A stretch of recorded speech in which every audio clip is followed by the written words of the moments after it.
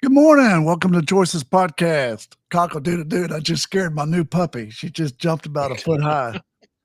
Kind of scared me too. Hey, glad y'all are with us today. I'm a morning person. I'm not an evening person. I'm a morning person. We got Carcass John and me. We got a real special guest for y'all today, Montana Murphy. He's a cool dude, cool friend of Brett. We're going to talk about paying it forward, talk about stewardship. We're going to talk about all sorts of fun stuff. Living a sober life versus living a crazy life. Carcass, Sir. how are you? Excuse me? How are you? I'm great. I'm always great. It's a decision I make every day when I get up. I mean, you can have a bad day or you can have a good day. I try to have a good day every day. I know you do. That's good. Yep. I think the podcast has been good for you too, dude. Why is that? Because I learned, well, it's like, you know what? It's what I've learned it's like preparing a Sunday school lesson or a talk in church. It puts you on your best behavior and it makes you dig a little deeper. It does. And so, you know what?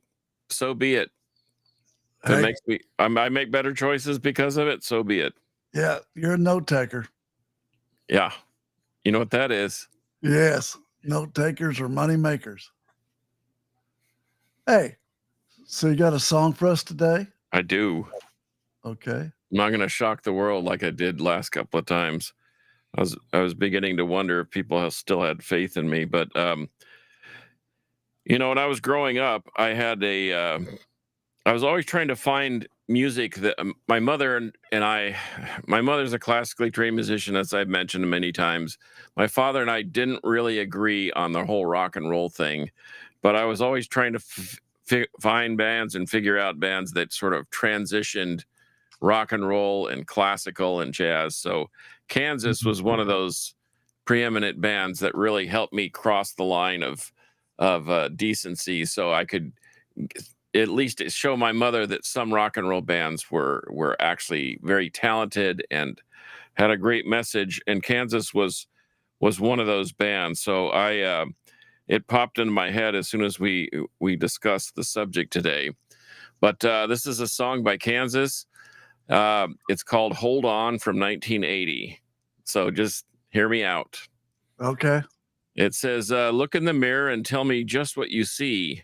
Whatever the years of your life taught you to be.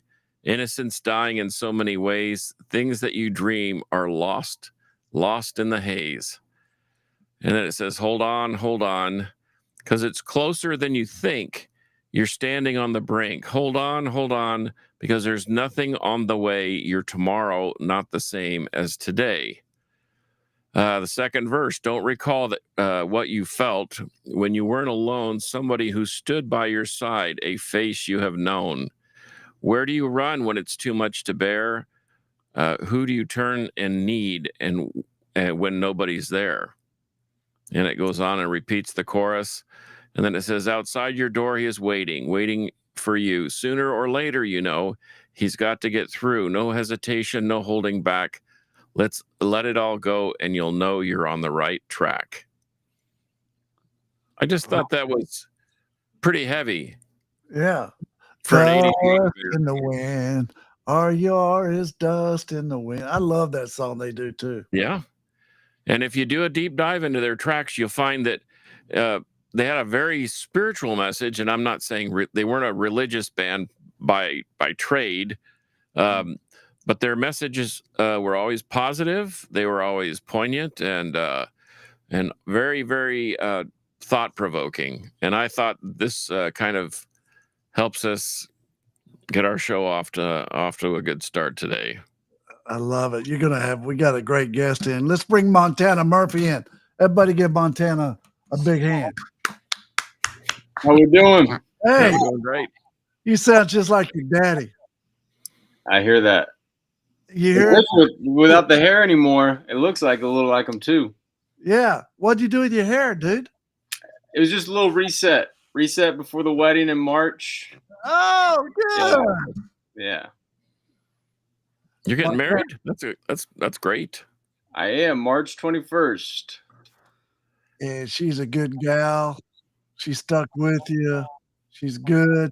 You know, Carcass, he makes his fiance drive all the way from Fort Worth to Dallas every day. Well, you used to do that, didn't you, Carcass? Yeah, kind of. Well, I mean, Bedford, it's not quite as far, but Oh, yeah, it is. It's out there.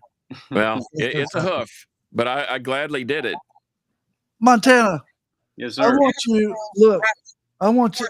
you to tell everybody who was the best quarterback that came out of the South Lake. Montana. I would It's say you.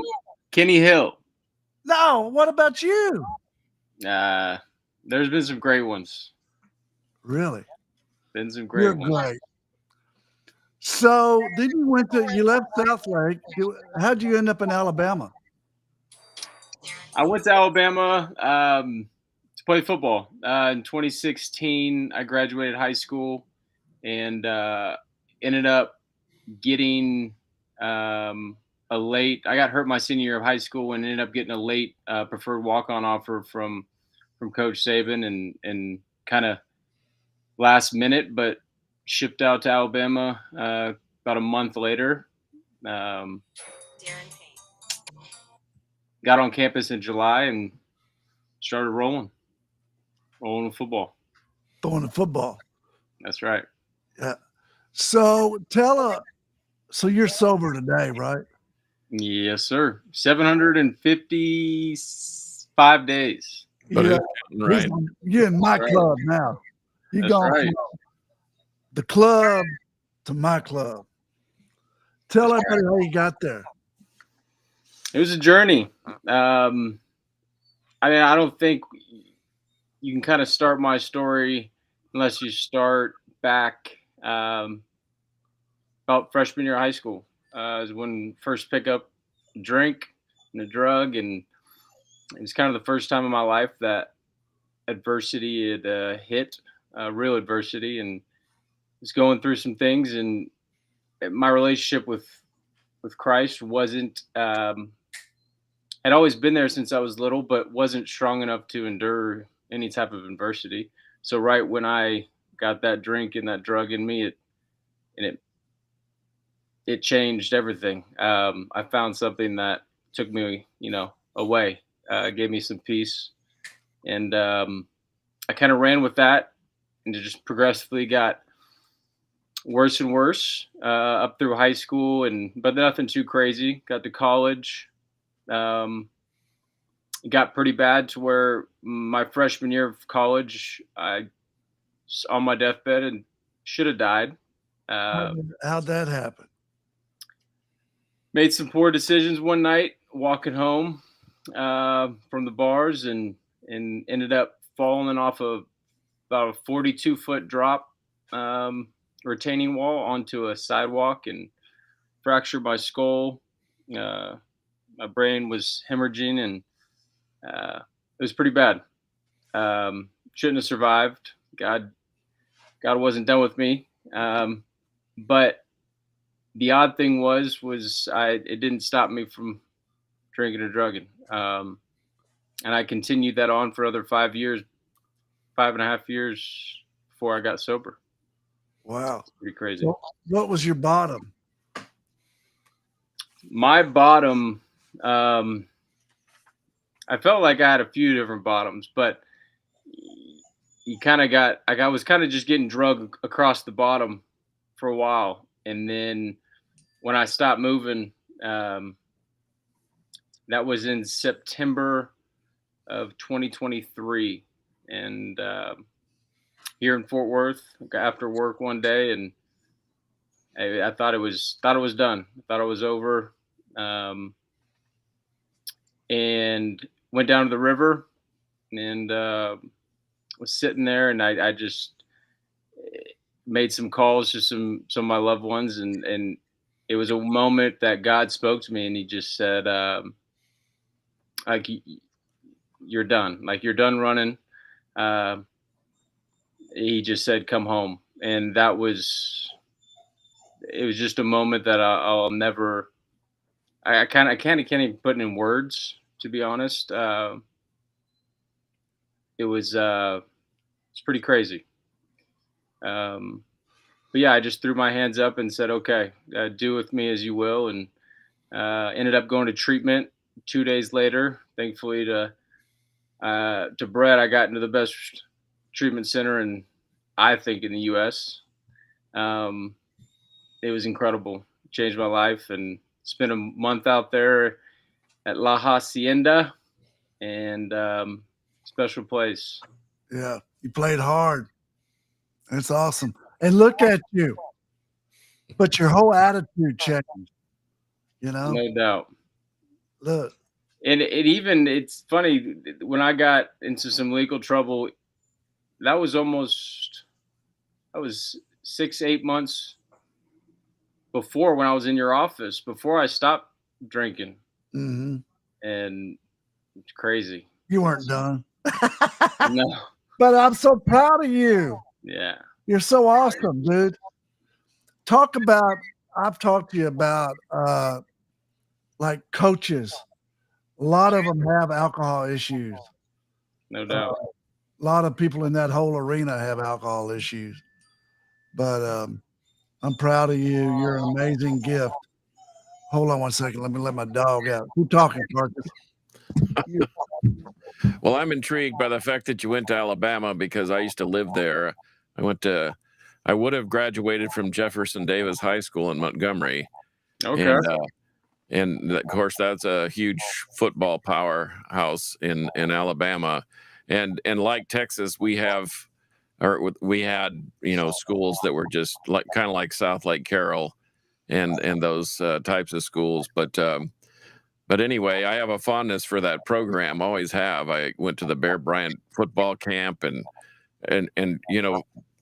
Brett and I have talked about this, about sports being life and the lessons we can learn. How did your participation in sports, did any of that help? The discipline part, the opportunity to stick with it, or you just needed to find better teammates, or how did some of those principles help you or affect your recovery, if at all? Yeah, no doubt. I think, surprisingly enough, the discipline and the work ethic and the time that I had to put into ball, it kind of just shines a light on how powerful the addiction can be, to where it doesn't matter what the priorities you have in your life, the people you have made promises to, the people you're committed to. That you don't have a choice. I did not have a choice, and it's pretty scary to think. And it kind of opened my eyes after I realized that it didn't matter who. When I look at my friends that are maybe struggling still, or people in my life and people look at them and they're like, it's so sad, like he just won't stop, or he won't get the help. And when you've been on the other side, and they don't have a choice until they, I believe, get right with the Lord and get with the right people like Brett, and the right team, and start moving in the right direction. Because before that, they are powerless, and it doesn't matter if you have a wife, kids, your father, your mother. you will do anything. And yeah. Preach, Montana, preach. I love it. Hey, so how have you filled your time? Instead of drinking, what do you do? I live a pretty simple life now, but it's great. Before it was pretty fast paced, 100 miles per hour all the time. Now most of the time I spend time with my fiance, my beautiful fiance. God bless her heart. And we take it easy. We don't do anything crazy. We travel together. We'll go on some trips. We hang out together. We go eat at restaurants. We're outside all the time. We're exercising. We're playing pickleball. Life just looks a little different, but it's great. How about church? Have you got into a church? Oh yeah. One of my youth pastors when I was younger just planted a church about 2 years ago, and ever since it was kind of right aligned when I got sober, and we've gotten real connected in the church. We started serving here and there, and trying to make that a priority. And then also our pastors there, they're doing our marriage counseling, which has been fantastic. Really? Yeah. Come ask me. Come ask Uncle B. I'll tell you how to stay married. Yeah, I think it. You know what though? I think it's interesting that, and I've often said it after having a bumpy ride a few times with matrimony, that most people should go to counseling before they get married, because I don't. Despite all the advice that you can find out there, and nothing really prepares you for that commitment. And when it's right, it's really right. And it took me many years to find the right match, and actually they found me. So that was the great part about it. So I applaud you for doing that, and at least getting a foundation laid before you take that huge step. No doubt. And what we love about the people that our pastors were working with is we weren't looking necessarily for a counselor's opinion on a matter, or a argument that may arise, or a decision that couples face down the road. It's more, what does God say? What does the book say? And how are you supposed to handle these situations? And not necessarily, because we're all flawed. We don't do it right. We don't, and but it's been great just to learn, what does God say? That's awesome. Well, how are you serving? In what areas are you serving? I sort of believe that you got to get out of yourself and you got to get into others, right? No doubt. Yeah.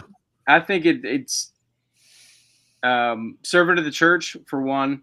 I've been wanting to. I need to be better at going in and speaking at some of these rehabilitation clinics to some kids, and kind of sharing my story. I've been pretty quiet about my testimony, my story, but that's also just kind of getting comfortable with who I am and confident in my sobriety. And but I think and giving back and giving forward is everything. I think it serves as a reminder too of why we're doing this, and why I am sober. And are you protecting your sobriety? You better be. I am. Yeah. That's my main priority. Yeah, that's it, brother. And I think protecting that sobriety starts not necessarily with where I go or who I'm with. That's all obviously very important. People, I think it all starts with places, things. We got to change the people we hang out, the places we go, and the things we do. No doubt. And I think that part has come easy to me, luckily. But right, first and foremost, just keeping daily in the Word, and keeping that close relationship with Christ, to where wake up every day and do His will, not mine. Because if we do my will, day's not getting well. Yeah, how's that turned out for you, Montana? My dad used to say that if you don't feel close to the Lord, guess who moved? Yeah. And we have to find that proximity with Him again. Man. Something we talked about last week was that we asked the question, am I on a road to greatness? And have I figured out my role as a leader? And I guess as you go headlong into your sobriety and get comfortable with it, what are some of the things you're thinking about as far as finding your role as a leader, not only in your community, but in your new home you're about to establish? Yeah, that's a great question. I've actually been very deep and thought about this lately, about who am I? What type of man am I going to be? A leader am I going to be? How does God want to use me? Because I haven't figured that out yet, and I know I keep reminding myself I'm right exactly where I'm supposed to be. And sometimes I feel like I'm not doing enough, or but just a daily reminder of. Dude, I think you're in a good spot. I mean, Yeah, no, exactly, and I 42 feet. I know it. I Dude, know it. And that's what I have to remind myself. It's not like you need to jump in hands and feet into the pot of stew. I mean, sometimes you just got to breathe, you know? Yeah. Well, thank you, Jesus, you're alive. But I think you got to find your passion, you know? And I hear you when you're talking that your passion is helping kids, you know, and kids that are struggling with their sobriety. Mm-hmm. I think you are a very good spokesperson. Any Carcass. I think so. And the fact that you've lived the life and lived to tell about it, I think that is sometimes experience, unfortunately, is the best teacher. I used to coach young men at select league baseball and basketball, and you can read all the books you want, and you can watch all the players playing on TV, but until you actually get out there and do it and apply those principles, you'll never know really how good you are. In fact, Brett, you're hearkening back to those 7 principles that we discussed last week. What is your purpose for living? What do you enjoy? What are you good at? What are your skills? And then the Kaizen, which is the number 2 one, it talks about progress every day. Even 1% is 1%. progress is better than. That's what 0. Montana's doing. Montana, you got to go to first, second, third, and then home. Yeah. You can't go from first to third. You can't do it. Take your time, dude. You sound great. No, you're on the right track. I think you're on the right track. I think he knows he's on the right track. He just doesn't want to tell us because he doesn't want to come across as being arrogant, which I don't think you are at all. But Montana, I'm going to take you speaking with me. We'll speak to lawyers and do whatever. But I'm going to take you speaking with me. He's too good. Yeah. So his daddy and I have been friends since 19. I don't want to show my age. Long time. We played football together. His dad's a hell of a football player, dude. Wasn't he, Montana? He was. Yeah. He played at Ohio State. He's a Buckeye.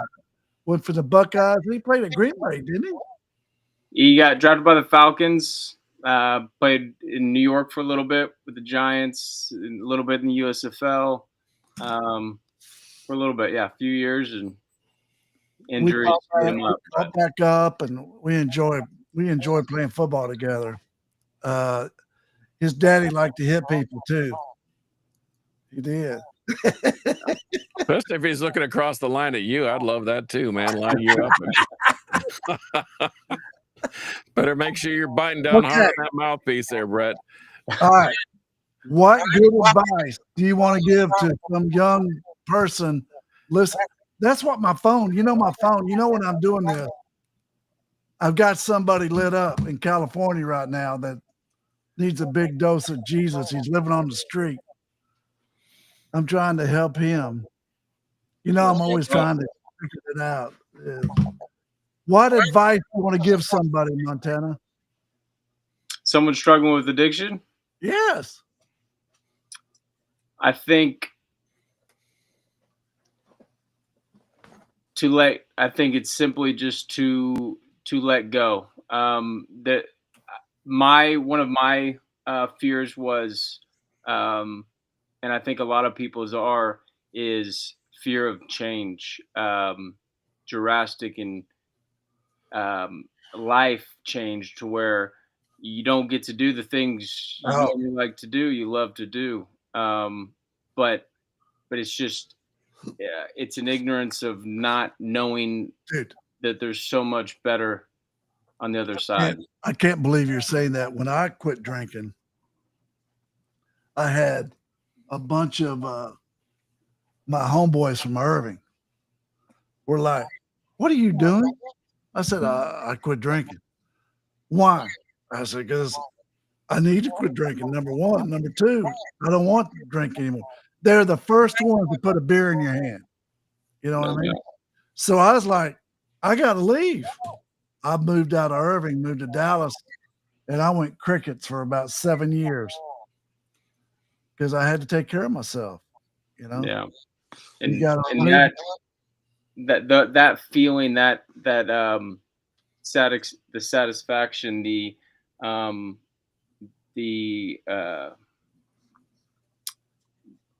coping, you medicating and the way you're feeling, there's so much better medicine. His name's Jesus Christ, and that feeling of love and peace is unlike anything. Anything you can take, you can consume down here. So I just think if there's one message, it's don't be afraid for the change that's ahead. It's all for the better. I hope I'm going to have this young man in California. I'm going to have him go to the church and watch this podcast because he deserves the same kind of freedom that you have. No doubt. And you've worked for it, Montana. It wasn't a gift. You worked for it. I'm proud of you. Thank you. Yeah. Thank you. I love you too. I think you're an awesome dude. Love you too. Yeah, it is a gift. The work is worth it. It is, isn't it? Well, it's a gift, but you accepted the gift. No doubt. I've given gifts away that have just been tossed aside or thrown in the trash, but you accepted that gift and you took the ball and ran with it, and you finally scored a touchdown with the sobriety. I mean, it's the thing is that often people forget that sometimes obedience and discipline give you more freedom than when you're undisciplined and not doing the right things. I mean, no doubt. And they have, some people have never seen that other side of it. They've never seen the good side. So I'm glad that you found your way. And sometimes, like my mom used to tell me, sometimes we've got to knock a little sense into you. So maybe that 40-foot fall knocked you around, wiggled your brain a little bit. How long were you laid up after that fall? I was on bed rest for about a month. Out of, like, I couldn't do much. It was pretty brutal. Yeah. Yeah. Well, awesome. I'm glad the Lord got your attention, and I'm glad you're on the path. Like my dad used to say, just get on the road and he'll guide you the rest of the way. You don't have to worry about that. But yeah, that's a pretty awesome step, and that's huge. I have, but my wife, we ideologically we're a little different, but we agree on the important things. Well, she just stopped drinking one day. She just stopped smoking one day and said she didn't want it to interfere with our relationship. I didn't ask her to. I'm glad she did, but then the drinking thing, that's a social construct. Everybody drinks, right? And you see it on the TV and whatever, and that's a tough one to break loose from. But I don't know. She's like 3 months, 4 months into it now, and I wish her the best because she does feel better. And her bank account looks a little better too, I might add. That's a secondary idea behind it, but I'm looking forward to this, Carcass. Montana, what's your favorite quote? You got to have a football quote, or you got to have some kind of whatever it is.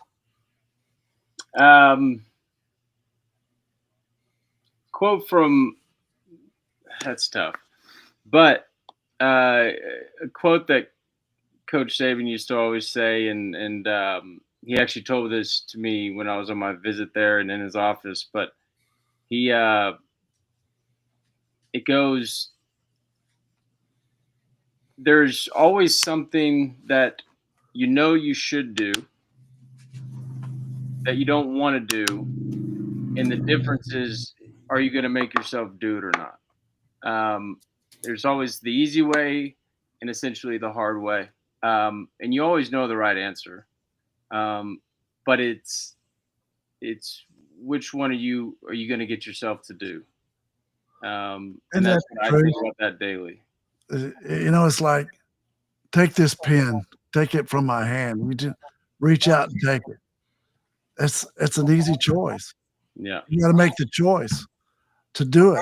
If it's hard, shit, jump in there and do it. It's just the way it rolls, man. Yeah. Well, I love you, Montana. We appreciate you being a guest on Choices Podcast. I'm sure the young ones listening are going to enjoy every bit that you had to say. Carcass, are you taking notes? I'm taking notes because I'm gonna use that one. Yeah, I like it. Well, thanks, Montana. We appreciate you. Thank you guys so much. It's an honor to be on here and get to talk to you guys. And hopefully I'm not the greatest speaker, so hopefully my words translate. Yeah, they do. Come on. Just hang around Brett long enough. You'll be able to speak 90 to nothing. Oh, I'm going to take you on my speaking tour, dude. Let's do it. Yeah, but we don't talk to the white collar CEOs. We talk to the people down here.